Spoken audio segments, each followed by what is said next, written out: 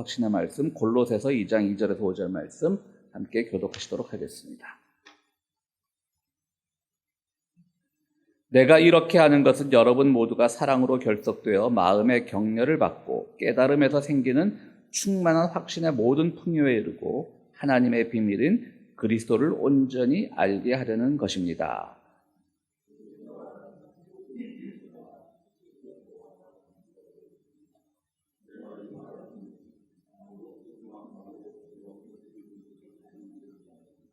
함께 하시겠습니다.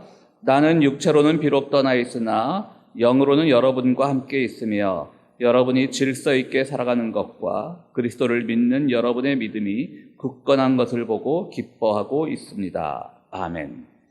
민수기 24장 1절에서 9절 말씀까지 제가 읽도록 하겠습니다. 발람은 자기가 이스라엘에게 복을 빌어주는 것이 주님의 눈에 좋게 보였다는 것을 알고는 매번 의뢰하던 것처럼 마술을 쓰려 하지 않고 대신 광야 쪽으로 얼굴만 돌렸다. 발람은 눈을 들어 지파별로 진을 치는 이스라엘을 바라보았다. 그때 그에게 하나님의 영이 내렸다. 그는 예언을 선포하였다. 부올의 아들 발람의 말이다. 눈을 뜬 사람의 말이다. 하나님의 말씀을 듣는 사람의 말이다. 환상으로 전능자를 뵙고 넘어졌으나 오히려 두 눈을 밝히 뜬 사람의 말이다. 야곱아, 너희 장막이 어찌 그리도 좋으냐. 이스라엘아, 너희 사는 곳이 어찌 그리도 좋으냐. 계곡처럼 뻗었구나. 강가의 동산 같구나. 주님께서 심으신 침향목 같구나. 냇가의 백향목 같구나. 물통에서는 물이 넘치고 뿌린 씨는 물을 흠뻑 먹을 것이다. 그들의 임금은 아각을 누르고 그들의 나라는 널리 위세를 떨칠 것이다. 하나님이 그들을 이집트에서 끌어내셨다.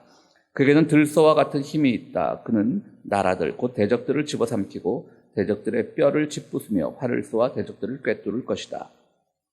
엎드리고 웅크린 모양이 숫사자 같기도 하고 암사자 같기도 하니 누가 감히 일으킬 수 있으랴. 너에게 복을 비는 이마다 복을 받을 것이요 너를 저주하는 자마다 저주를 받을 것이다.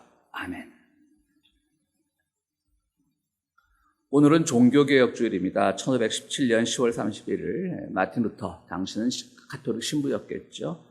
자신의 성당문 앞에 95개 조항으로 된 반박문을 교회에 딱 붙여놨습니다. 글로 쓴 것도 아니고 굉장히 요즘 말로 하면 거의 간판급으로 붙여놨습니다.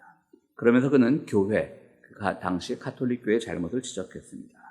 루터는 당시 교회에서 총망받는 전도 유망한 신부로, 젊은 신부로 미래를 짊어지는 매우 잘 나가는 사람이었습니다. 그렇기 때문에 루터는 자기가 가톨릭 교회와 대척점을 서서 가톨릭 교회를 해야 할 생각은 하나도 없었습니다. 오히려 자신은 이것이 옳다고 생각하고 교회의 반성을 촉구하는 그런 것을 싫었던 것이죠. 그런데 루터가 워낙 똑똑한 사람이다 보니까 교회는 필요 이상으로 사실 그걸 잘 수용해서 했으면 오늘날 신교와 구교가 나눠지지 않았을지도 모릅니다. 그런데 가톨릭은 너무나 과잉 반응을 했고 그것 때문에 루터를 파문할 지경에 이르렀고요. 반면 루터는 생각해보니까 자기도 위험하잖아요. 당시 종교회의에서 종교재판에서 정말 사형 선고를 받으면 화형에 처해질 수도 있으니까요. 그러니까 이 교황권에 대해서, 가톨릭 본부에 대해서 저항감을 가지고 있던 독일의 영주들, 이제 아주 높은 귀족들 말고 지방의 영주들을 힘을 얻어서 그는 교황청과 대척하게 되고요. 그로 인해서 개신교가 출범하게 됩니다. 사람들은 개신교 하면 개차가 들어가서 그런지 좀 불만적으로 생각하는 사람들이 많은데요. 고쳐서 새롭게 한다는 의미의 개신교를 저는 참 좋아합니다. 영어로는 프로테스탄트라고 그러지 않습니까? 프로테스탄트는 저항한다는 뜻입니다. 그러니까 고쳐서 새롭게 하고 저항한다는 의미의 개신교는 참으로 의미 있는 단어라고 사용이 됩니다. 그럼에도 불구하고 한국에서는 기독교 하면 개신교를 의미하고 가톨릭은 천주교로 불러서요. 요즘은 어떨지 모르겠지만 제가 한국에 살 때는 인구 센서스 같은 거 하는 걸 보면 자기 종교란에 기독교, 천주교 이렇게 되어 있기도 했었습니다. 그래서 잘 모르는 것이죠. 기독교 하면 가톨릭, 또 우리 개신교, 또 동방전교회 이런 모든 것들을 다 포함해서 부르는 명칭이고요. 그 안에서 이제 동방전교회고 정확하게 말하면 로만 가톨릭 교회죠. 오늘날에 우리가 천주교로 부르는 것은 어쨌든 로마 제국과 함께 해왔으니까 로만 가톨릭이고요. 그것은 이제 다 기독교에 포함되는 겁니다.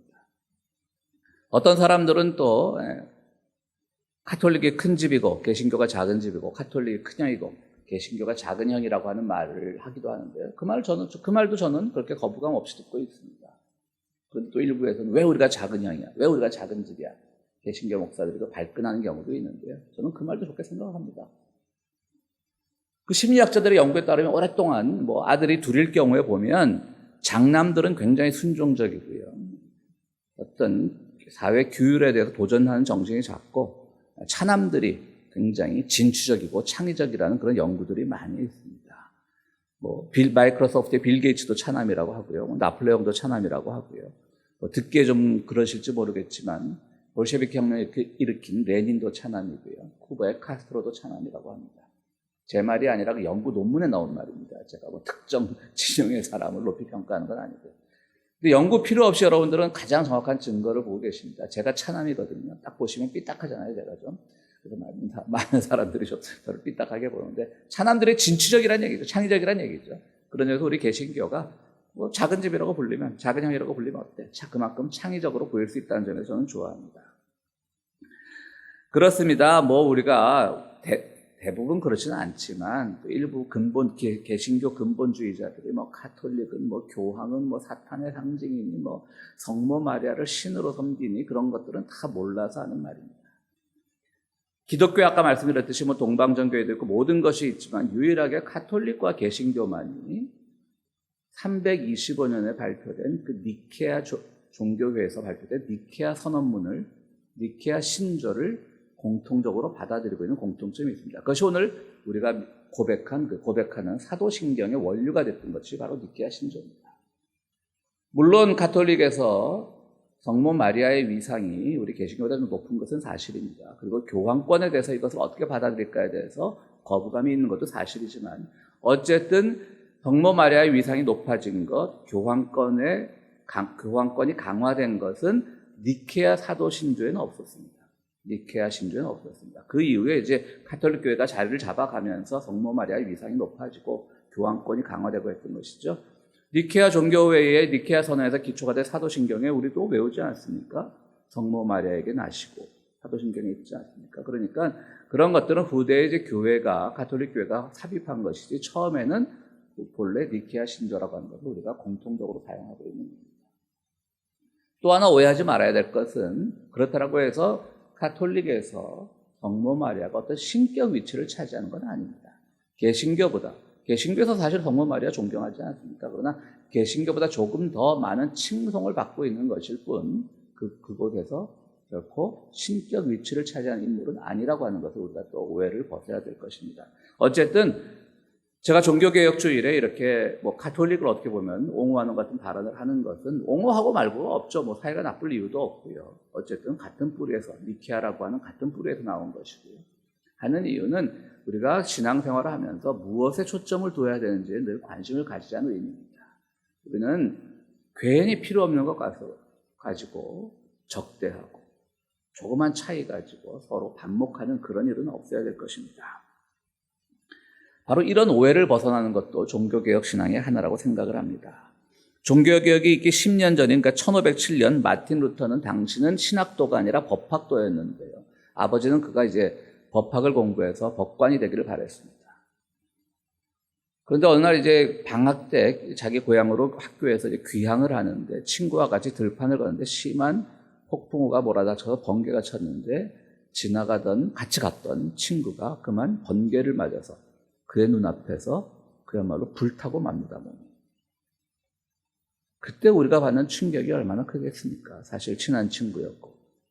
그들이 어떤 대화를 나눴는지는 알 수 없지만 들판을 걸으면서 같이 폭풍우를 이겨내면서 우리 앞으로 어떤 법관이 될까? 어떻게 훌륭한 사람이 되어서 이 독일 제국을 우리가 일으킬 것인가? 그런 고민들을 많이 했을 거 아닙니까? 그렇게 청년의 꿈을 안고 걷던 두 청년 중에 한 명이 죽었습니다. 그때부터 그는 삶이란 무엇인가? 라는 것을 고민하게 되고요. 법학을 집어치우고 신학도의 길을 걷게 됩니다. 사람들은 참 불확실한 것을 싫어합니다. 그런데 가톨릭 교회가 지배하던 중세 유럽에는 불확실이 없었습니다. 교회가 너는 나쁜 죄인이 하면 죄인이 되는 것이고 너는 선한 사람이 하면 선한 사람이 되는 것입니다. 그러니까 죄인으로 지칭된 사람은 그냥 봉사를 더하든지 헌금을 더하든지 그런 식으로 해서 계속해서 자기의 죄책감을 벗으려고 하니까요. 그것이 교리적으로 잘못됐지만 어쨌든 사람들은 그만큼 공포는 더한 거야. 난 죄인이구나. 근데 사실 개신교 교리에 오면 이게 좀 아리까리하거든요. 내가 죄인인가 아닌가.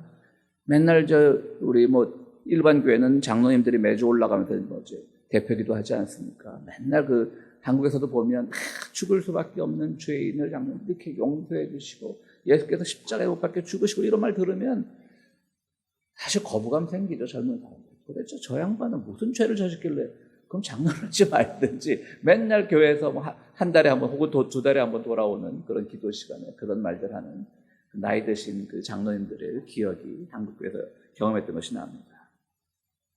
그런데 이 번개 사건 이후에 마틴 루터는 더 죄에 대한 고민이 깊어집니다. 교회가 책임질 수 있는가 인간의 죄를? 그럼 교회는 내 친구가 죽는 것을 어떻게 설명해 줄 것인가? 그리고 나는 왜 살아났는가? 모든 게 불확실한 겁니다.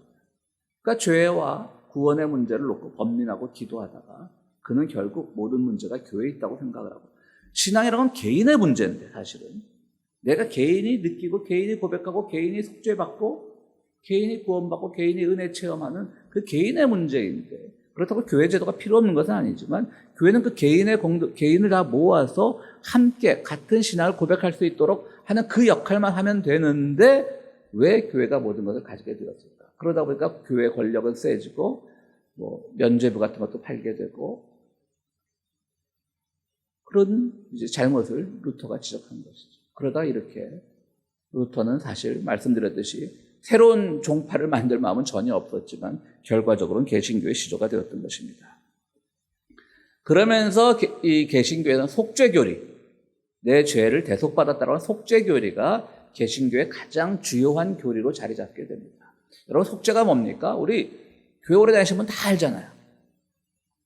아담이 죄를 저질러서 아담으로 인해서 죄가 인류 가운데 들어왔고 죄 가운데 살던 인류가 결국 예수 그리스도가 오심으로 말미암아 그분이 우리의 죄를 대신해서 십자가에 못 박히심으로 해서 우리가 죄를 속죄받았고 구원을 받았다. 그거 모르는 사람이 있습니까? 다 알죠. 우리 교회 그냥 진보교회가 됐든 보수교회가 됐든 다 같이 고백해야 될 상황입니다. 그런데 오늘 저는 이 속죄교리를 다시 해석해보자는 겁니다. 속죄교리를 부정하자는 건 아닙니다. 맞습니다. 우리 기독교에서 그건 부정하면 안 되죠. 아담으로 인해서 죄가 들어왔고 예수 그리스도로 인해서 우리가 구원을 받았다라고 하는 것은 누구도 부정할 수 없는 건데 그것을 어떻게 현대사회에서 새롭게 해석하고 새롭게 적용하자는 것이 문제지 맨날 앉아가지고 주여 나는 죽을 수밖에 없는 죄인입니다. 주님께서 나를 구원하셨습니다. 이런 게 무슨 의미가 있냐는 거죠. 그러니까 교회 안 다니는 사람들이 보면 교회는 웬 온갖 죄인들을 저렇게 다 모아놨느냐. 결론적으로 보면 죄인 맞죠 사실은. 그런데 그것이 내 개인적인 윤리적인 죄, 자기 마음에 일어나는 죄 그게 아니라 어떻게 이 속죄교리를 현대사회에 맞게 재해석하자는 겁니다. 사실 아담으로 인해서 죄가 들어왔다라고 하면 그것을 은유적으로 신앙의 상징적으로 해석을 해야 되는 거죠. 인류는 그만큼 부족하다. 인간은 하나님이라고 하는 절대자 초월자에 비하면 인간은 한없이 낮다. 근데 인간은 항상 자기가 커지려고 욕망한다. 그래서 지혜를 알기 위해서 선악과를 먹게 되었다. 그것이 죄가 되었다. 그건 하나의 종교적 표현이죠. 그러니까 사실 우리가 어떤 초월자 하나님과 인간이 차이가 있고 그 안에서 우리가 유한한 존재, 한계가 있는 존재라는 것을 부정하는 사람은 아무도 없잖아요. 그것을 그냥 종교적으로 그렇게 표현한 것뿐입니다. 예수 그리스도를 통해서 구원받았다. 결국 우리는 개인적으로는 구원할 능력이 없으니까 누군가의 우리의 어떤 매개체가 필요하다. 사실 어떤 종교든지요. 사람들이 불교를 믿는 사람들이 불교는 자력 종교라고 말하지만 불교에서도 선불교 같은 데 가면요. 자력이 없습니다. 깨우치면 어느 순간 외부에서 충격처럼 오는 겁니다. 그게 이제 소위 말하는 득도하는 것이고 깨우침을 얻는 것이죠. 인간 개인이 자기의 노력으로 어떤 초월적 진리를 다다르는데 부족하다는 것은 모든 종교가 다 공식적으로 가지고 있습니다. 그래서 불교는 자력 종교고 이렇게 스님들이 설법하는 거 보면 제가 속으로 막 비웃습니다. 스님 저 불교 공부 좀 더 하고 오셔야 되겠다. 모든 종교는 자력 종교라는 건 종교란 말과 자력이란 말이 붙으면 사실 형용모순이죠. 자력으로 다 할 수 있을 것 같으면 왜 종교를 믿습니까? 왜 기독교를 믿고 왜 불교를 믿습니까? 그래서 내가 혼자서 할 수 없는 부분이 있다는 것을 고백하기 때문에 하는 겁니다. 그것이 기독교에서는 속죄와 구원이라고 하는 것으로 가장 뿌리 있게 잡은 것이고 불교에서는 깨달음과 수행이라는 것으로 자리 잡은 것뿐입니다. 그러니까 우리가 이런 아담의 용어 이런 것들을 가지고 너무 그 용어 자체에 빠져들지 않았으면 좋겠습니다. 그냥 우리는 유한한 존재라는 것을 종교적으로 이렇게 표현한 것뿐입니다. 예수에 의해서 구원받았다는 것도 말씀드렸듯이 우리는 여전히 부족한 존재라는 걸 말하는 겁니다. 참 죄의 문제는 복잡한 문제입니다. 가톨릭 교회에서는 이 고해성사라는 게 있지 않습니까? 그러니까 내 죄를 누군가에게 고백을 해야 되는 거예요. 신부 앞에서 고백을 해요. 내가 이러한 죄를 저질렀습니다. 그러면 저도 뭐 고해성사를 안 해봐서 어떻게 장기병 교우님 고해성사 많이 해보셨죠? 죄를 많이 져가지고 어떻게 해법을 내립니까? 뭐 사도신경을 뭐 100번을 읽으라는 등 뭐 주기도문을 하라는 시편을 몇 편을 그렇게 하겠죠. 이게요 종교적으로 옳고 그르를 떠나서 사실은 죄를 고백한 사람에게 있어서는 마음이 편합니다. 아, 내가 어떤 죄를 구원받았구나. 근데 개신교에서는 그 고해성사 제도가 없어졌단 말이죠. 그래서 개신교가 죄의 문제에 대해서 사실은 해법이 없는 겁니다. 그래서 우리가 자꾸 할 말이 없으니까 이 죽을 수밖에 없는 죄인을 맨날 그렇게 기도하는 겁니다. 그래서 사실은 개신교에서 해법이 없는 게 아니라 보네포 목사 같은 분들은 공동체 안에서 서로 죄를 고백하라는 거죠. 교회 와서 한 명씩 나와서 죄를 지은 사람이 있으면 그 회개의 시간을 갖는 겁니다. 그래서 우리가 첫 번째 성경 말씀을 용서와 확신의 기도라고 하는 것이 죄 용서를 받는 거예요. 그걸 대신하는 거죠. 그러나 보네포 목사님이 하던 그런 독일 개혁교회 같은 고백교회에서는 고백교회라고 부르잖아요. 고백을 하라는 거죠. 나와서 회중 앞에서 제가 지난주가 무슨 죄를 저질렀습니다. 그럼 회중들은 같이 기도하고 회개하도록 같이 격려하고 그리고 용서하는 것. 그 용서의 기도가 주님을 통해서 하나님께 닿는 것이죠. 그리고 끝나는 겁니다. 근데 그게 여러분 가능하겠습니까? 얘기는 좋죠. 우리는 그걸 잊어야 됩니다. 근데 오늘날 누가 어떤 교인이 우리 앞에 딱 서서 야, 제가 지난 주간에 이런 죄를 저질렀습니다 말하면 같이 기도하고 다 그런 죄를 다시 저지르지 않도록 우리가 격려하고 만약에 그것이 형법상의 문제가 되는 거라면 가서 자수하도록 권유하고 그 대신 또 기도해 주죠. 당신이 죄값을 받고 나오면 우리는 당신 이전과 똑같이 대접하겠습니다. 이런 게 해야 되는데 그렇게 안 되죠 사실은. 왜 안 되죠? 사이가 좋을 땐 됩니다. 근데 교인들이요 만약에 누가 나도 그 얘기 했다 그래봐요. 다 뒤에 가가지고 저 사람 지난주에 저런 앞에서 기도할 때 다 용서해주고 저 사람이 저런 죄 저질렀대 그러고 온 동네방네 가서 이러고 다닐 거예요. 우리 개신교인들의 한계입니다. 참 이게 말하기 어렵잖아요. 그러니까 영화 같은 데 보면 가톨릭 사제들이 정말 엄청나게 큰 죄를 저지른 사람이 신부 앞에 와서 고해하잖아요. 그럼 이걸 경찰에 고발을 해야 되느냐 안 해야 되느냐 이거 막 고민하는 그런 비슷한 소재들의 영화가 많지 않습니까? 근데 가톨릭 신부는 그렇기 때문에 굉장히 정서적으로 힘들다 그러더라고요. 정말 이걸 알려야 되나 말아야 되나. 그러나 교리적으로는 알릴 수 없는 것이죠. 그러니까 그가 어떻게 보면 그가 모든 죄를 대속해 주는 동시에 그는 자기의 죄값을 그야말로 그 골치 아픈 심지어는 정신병까지 유발할 수 있는 그런 데 사는 거고요. 우리 개신교는 그런 문화가 없기 때문에 참 어려운 것입니다. 개신교가 만약 그런 문화만 잘 지켜진다면 앞에 와서 고백하고 다 용서하고 들은 사람들은 용서와 동시에 그의 죄의 모든 것을 잊어주고 다시는 그걸 다른데 발설 안 하고 그런 것만 지켜준다면 저는 우리 개신교회에 가진 신념체계가 현대인들 그리고 성숙한 사람들 그리고 윤리적인 사람들이 믿기에 가장 좋은 신념체계라고 확신하는 사람입니다. 그래서 저는 아직도 개신교에 대해서 희망을 가지고 있는 겁니다. 이 사회에서 개신교가 이렇게 땅에 떨어지고 그래도 그 평가가 땅에 떨어지고 그래도 저는 아직 희망을 가지고 있는 겁니다. 근데 되지 않는 거죠. 그러면 되지 않는다면 우리가 다른 방법은 없을까? 너무 죄에 매이지 말고 이 죄를 좀 더 속죄를 더 긍정적이고 개방적이고 창의적인 방법으로 해결할 방법은 없을까라고 하는 겁니다. 그러니까 속죄라는 것도 보면요 모든 신학자마다 다 생각이 다양해요. 제가 좋아하는 신학자 중에 한 사람 보이드라고 하는 사람은 승리자 예수 그리스도라고 표현을 해요. 우리 속죄됐으면 더 이상 나 죄 용서 받았어 거기에 매달리지 말고 이제는 세상을 향해서 승리를 선포하라는 것이죠. 오늘 제 설교도 좀 그 보이드로부터 많은 도움을 받았는데요. 이제 우리 승리자가 된 겁니다. 언제까지 나 죄인이었어, 나 구원받아야 돼, 주님 감사합니다. 우리가 뭐 가학성 무슨 그런 정신병을 가지고 있습니까? 왜 자꾸 예수님을 십자가에 못 박으려고 그럽니까? 이제 우리는 예수님의 뜻에 따라서 승리하면서 나가야 되죠. 그래서 오늘 사도 바울은 우리가 용서 확신의 말씀을 나눈 그 골로새서 말씀에서 우리가 이렇게 얘기합니다. 더 이상 세상에 그런 유치한 것에 매달리지 말고 앞으로 나가라고 하는 겁니다.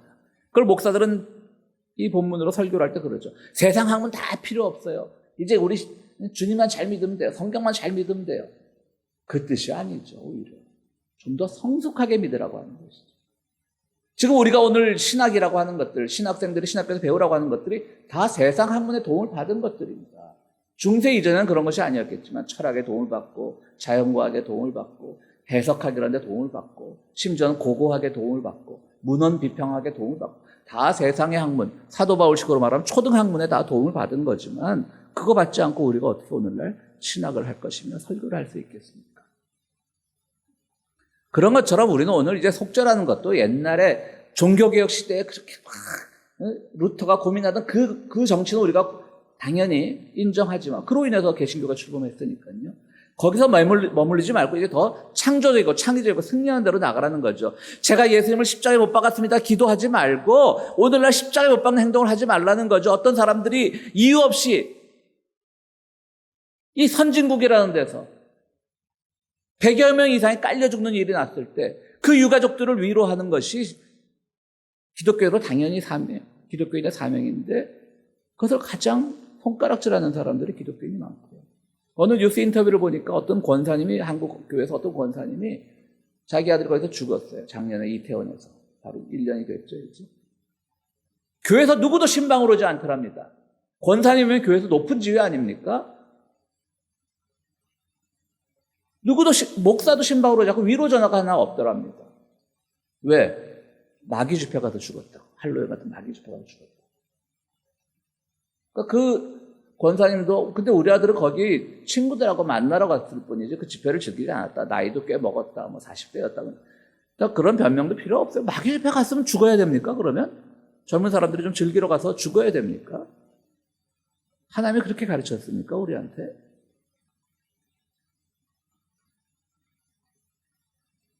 많은 사람들이 지금 전쟁 속에서 죽어가는데 이스라엘은 우리 구약의 고향이야. 우리는 구약을 믿어야 돼. 라고 하는 것이 바로 오늘날 예수님을 십자가에 못 박는 겁니다.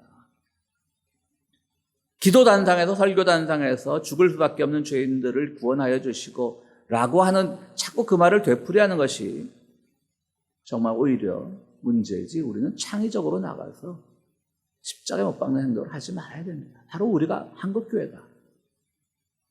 한국교회뿐 아니죠. 미국교회도 마찬가지죠. 그 마가 크리스찬이란 말이 있지 않습니까? Make America Great Again의 머리 글자만 따서 미국을 다시 위대한 나라. 그게 뭡니까? 그 사람들이 불의한 정권을 지지하고 예수님을 십자가에 못 박으면서 십자가만 들고 있으면 그들에게 속죄의 효력이 있고 구원의 능력이 있는 것처럼 이제 우리는 그런 것을 벗어버리고 창의적으로 속죄의 개념을 얘기하자는 겁니다. 오늘 민수기의 말씀은 발람이라고 하는 어떤 그 당시 유명한 점성술사의 이야기입니다. 마술사? 무슨 그런 거죠. 일종의 예언자는 아니고요. 그런데 이 사람이 굉장히 능력이 있었던 모양입니다. 그러니까 발락이라고 하는, 참 이름들도 그렇죠. 발락이라고 하는 그 이방 족속의 임금이 발람을 초대를 합니다. 야, 저 이스라엘 사람들 자꾸 광야를 지나가면서 너무나 힘이 좋아. 그들이 뭐 다른 민족들 다 이기고. 근데 그들이 믿는 야훼 신을 좀 저주해주고 저 민족들을 좀 저주해주라. 라고 이제 발람에게 얘기를 합니다. 발락은 왕이고요.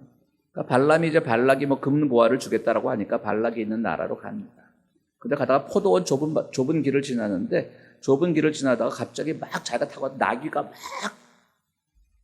날뛰기 시작합니다. 그러니까 이제 발람이 화가 나서 야, 이 나귀야 너 나 태우고 다니다 왜 이러냐 이런 일 없었잖아. 막 혼자 말하겠죠. 우리가 뭐 집에서 개랑 고양이로서 얘기하듯이. 근데 놀랍게도 나귀가 얘기를 하는 겁니다. 아, 주인님은 저 앞에 하나님의 사자가 검을 들고 칼을 들고 막아 서 있는 것이 보이지 않습니까? 당신을 죽이려고 하고 있습니다. 라고 이렇게 얘기를 하는 겁니다. 자, 이것도 다시 한번 우리 교인들은 종교적 언어로 받아들이겠죠. 어떻게 나귀가 어떻게 말을 하겠습니까? 지나고 우리도 그런 경험이 있으면, 갑자기 우리 개가 피해가, 뭘 보고 나를 막 저쪽으로 끌고 가더라고. 개랑 산책을 하는데, 봤더니 그 앞에 굉장히 위험한 게 뱀이 있었어라든가. 그럴 때, 걔가 영험이 있어. 그런 얘기를 많이 하지 않습니까? 그런 거겠죠. 그러니까 하나님의 사자가 그를 치려고 있었는데 나귀는 보았던 것을 못 보고 가려고 했던 것이죠. 그러면서 발람은 회개를 하고요. 이제는 긍정적이고 창의적이고 자기의 죄를 이렇게 속죄하는 겁니다. 이스라엘을 축복하고요. 저주하는 사람을 저주하고 복받을 사람을 복받는 것이죠. 그러니까 우리가 속죄라고 하는 것은 나귀도 볼 수 있는 것을 못 보는 그것은 죄의 상태에 있는 것이고요. 속죄라고 하는 것은 나귀도 볼 수 있는 것을 우리는 더 잘 봐야 되는 것이죠. 세상의 속된 말로 개, 돼지도 볼 수 있는 것을 우리는 더 잘 봐야 되는 거예요. 그리고 누가 저주받아야 될 사람이고 누가 축복받아야 될 사람을 구분하자는 거죠. 물론 그리스도의 정신에 와서 저주라는 건 없어졌습니다. 모든 사람들을 사랑으로 보듬어야 되지만 적어도 저주와 축복의 이름이 거슬린다면 누가 이 상황에서 누가 선을 행하는 자이고 누가 악을 행하는 자는 구분할 수 있는 눈을 가져야 된다는 거죠. 오늘 발람이 그러면서 예언자가 되어버린 겁니다. 주님의 말씀을 예언을 한 겁니다. 그동안 그냥 돈 받고 점이나 쳐주고 그런데 다행히 신통력이 있어서 돈도 많이 벌던 사람인데 이제는 모든 걸 떨쳐버리고 예언자가 된 거예요. 오늘 수많은 한국 기독교, 미국 기독교 안에서 이런 점성술사 같은 이런 도사 같은 세력에 판을 치고 있을 때 우리만이라도 예언자로 거듭날 수 있는 것. 더 이상 죄의 문제에 너무 매달려 있지 말고 우리는 여전히 한계 많은 유한한 존재이고 우리는 여전히 우리 스스로가 어떤 초자연, 초월적인 그런 진리의 세계에 도달할 수 없다는 겸손함을 가지고 있으면 그것이 우리에 대한 죄의 개념입니다. 이제는 예수 그리스도를 통해서 새로운 능력을 받았으니까 창의적으로 나가고 승리하게 나가고 그래서 사회의 불의에 맞서고 죽음의 권세에 맞서고 주님께서 영생을 약속하셨으니까요. 죽음의 권세에 맞서고 불의한 권세에 맞서고 약자들과 함께하며 억울하게 죽은 이들을 위해 기도하고 그로 인해 슬픔을 당한 자들과 연대하고 그것이 바로 속죄받은 사람들이 나갈 길입니다. 우리의 속죄의 교리는 아까 말씀드렸던 보이드 신학자가 말한 것처럼 승리자 모델로 나가야 되는 겁니다. 맨날 수동적으로 좁혀들어 죄 많은 죄인 용서해 주시고 그게 아니라 승리자 모델로 나가야 된다는 것이죠. 그것이 오늘 우리 애들에게 주시는 하나님의 말씀인 겁니다. 오늘날 그래서 우리는 많은 사람들이 죄를 고백하는 데 있어서 너무 죄 자체에 매몰되지 말고 정말 하나님 우리와 함께 하신다는 그 사실 안에서 우리는 함께 격려하고 함께 기도하고 나가야 되는 것입니다. 마틴 루터가 이제 새로운 개신교를 프로테스탄트를 만든 거죠. 그 당시에 프로테스탄트라 이름을 쓰지는 않았지만 그런데 그도 다시 권력과 함께하기 시작합니다. 그러자 토마스 민처라는 사람이 찾아옵니다. 자, 당신을 존경합니다. 제발 우리 농민들과 함께 해주십시오. 근데 마틴 루터는 한 발 물러섭니다. 왜? 그 뒤에는 영주들이 있으니까. 그러자 토마스 민처는 나가서 새로운 또 다른 종교를 만들기 위해서 농민전쟁을 일으켰다가 엄청나게 큰 피해를 입고 실패하고 말았지만요. 그 실패의 씨앗이 오늘날 흔히 제세례파라는 이름으로 메노나이트, 아미시, 퀘이커 이런 사람들이 굉장히 깨끗하게 돌려고 노력하면서 우리들에게 새로운 본을 보이고 있습니다. 그러니까 종교개혁주의는 분명히 우리가 개신교가 출범한 주의니까 기억하고 루터의 그 공을 인정해야 되지만 다시금 이렇게 쇠락해가는 개신교를 살리기 위해서 당시 루터를 찾았던 토마스 민처의 후예라고 할 수 있는 그런 오늘날 메노나이트나 이런 아미시 같은 사람들의 그 신앙을 우리가 보고 배우려고 하는 많은 노력들이 있습니다. 바로 그들은 정말 평화를 사랑하고요. 그들은 정말 자기 공동체에서 죄를 고백할 줄 알고요. 죄를 고백했을 때 그들은 용서할 줄 알고요. 몇 해 전에 아미시 공동체에 어떤 사람이 쳐들어가서 초등학교 교실에서 총을 난사해서 수많은 어린이들이 죽지 않았습니까? 교사 한 명은 또 어린이들을 보호하기 위해서 총을 대신 맞는 일도 있었고요. 놀랍게도 그 어린 소년들의 어머니, 아버지들이 바로 그 총을 쏜 그 범인의 집에 찾아가서 복수했다는 얘기하면 설교가 안 되겠죠. 같이 기도하고 울어줬습니다. 놀랍지 않습니까? 아까 그 이태원에서 가서 권사님의 아들이 죽었는데 교회에서 신방 한 번 안 오더라, 목사가 전화 한 번 안 하더라라는 그것과 자기 어린아이들이, 죄도 없는 어린아이들이 정신병자 같은 그 범인에게 총 맞아 죽었는데 그 어머니를 가서 위로하는 그 마음이 사실 우리가 개신교가 가진 마음인데, 오늘 우리도 똑같이 중세 카톨릭이 그랬던 것처럼 똑같은 모습을 보이는 것 같아 심히 아쉽습니다. 사랑하는 성도 여러분, 정말 우리는 이제 죄의 문제에서는 이제 자유로우시고 정말 승리자의 모델, 그리고 아픈 자와 함께하는 모델, 모든 세상의 권세들을 이겼다는 그런 기쁜 마음을 가지고 우리가 신앙생활할 때 정말 우리는 모든 권세를 이기고 항상 축복과 희망과 영생을 향한 종말 가운데 우리는 살아갈 수 있을 것입니다. 늘 개혁자의 마음으로 살아가시는 우리 성도님들이 되시기를 간절히 바랍니다. 우리 함께 기도하시겠습니다.